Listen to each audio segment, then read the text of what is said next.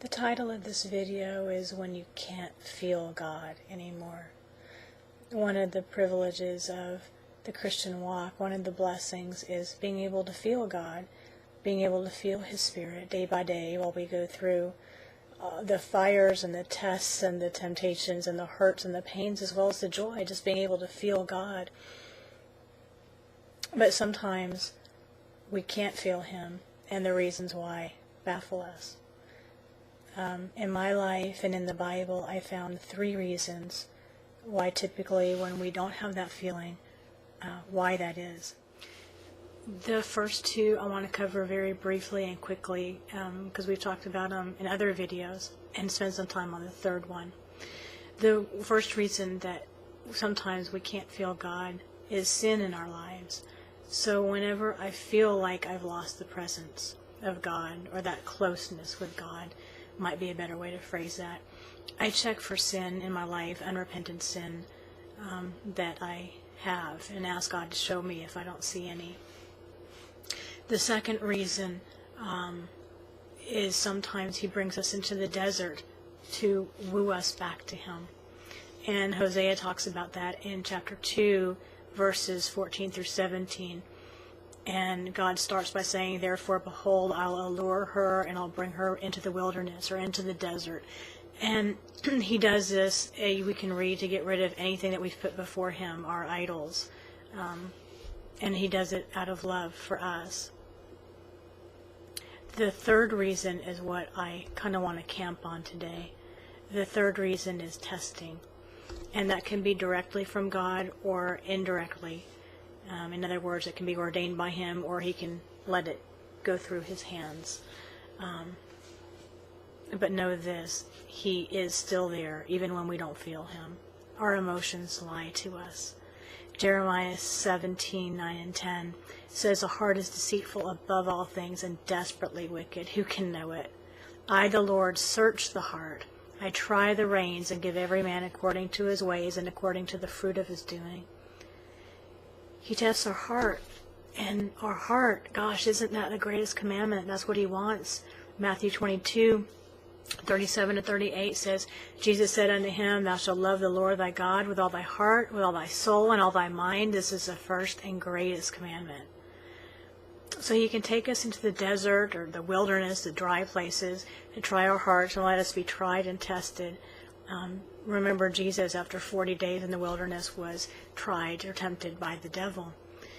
In Deuteronomy 8:2 and 3, and He was led by the Spirit, by the way, in the wilderness. So God did not do the tempting, that's quite clear, but He was led by the Spirit. On more directly from God, Deuteronomy 8:2 and 3, it says, "And thou shalt remember all the way which thy Lord thy God has led thee these 40 years in the wilderness, to humble thee, to prove thee," or to test thee, "to know what was in thine heart," and there's thy heart again, "whether thou would keep His commandments or no." So even when we don't feel Him, will we stay true to the Word? Will we stay on the straight and narrow path, even when we don't have the gift of feeling His presence? And the training that it does. 1 Chronicles 29:17 talks about that. "I know also, my God, that thou test the hearts and hast pleasure in uprightness.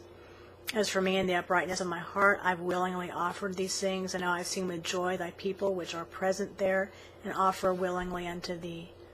So here He acknowledges that God tests the heart, and He has pleasure in uprightness. Proverbs 17:3 says, "The refining pot is for silver, the furnace for gold, but the Lord tests the hearts." Mark 7:21 through 23 says, "From within, out of the heart of men, proceed evil thoughts, adulteries, fornications, murders, thefts, covetousness, wickedness, deceit, lasciviousness, an evil eye, blasphemy, pride, and foolishness. All these evil things come from within and defile a man." So God has to prune this out of us. He grows our hearts and He trains us. Hebrews 12:5 and 6, it says, "My son, despise thou not the chastening of the Lord, nor faint when thou art rebuked of Him. For whom the Lord loves, He chastises and scourges every son whom He receives."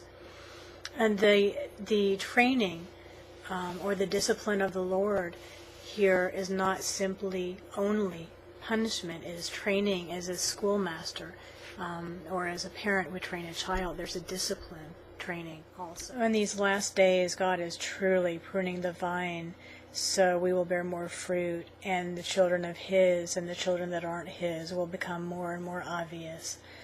I've noticed that. Haven't you noticed that these days? John 15:1 and 2 says, I am the vine, and my Father is a husbandman, or the vine dresser. Every branch in me that beareth not fruit, He taketh away, and every branch that beareth fruit, He purges it, or prunes it, that it may bear more fruit. So stay in Him. He's pruning us. He's leading us. He's training us. John 15:9 says, As the Father's loved me, so I have loved you. Continue ye in my love. Remember, our emotions, our heart is deceitful. They lie, our emotions lie to us. Even when we don't feel Him, He is there. Stay in Him. He's there. Stay in His love. Walk the straight and narrow. God bless.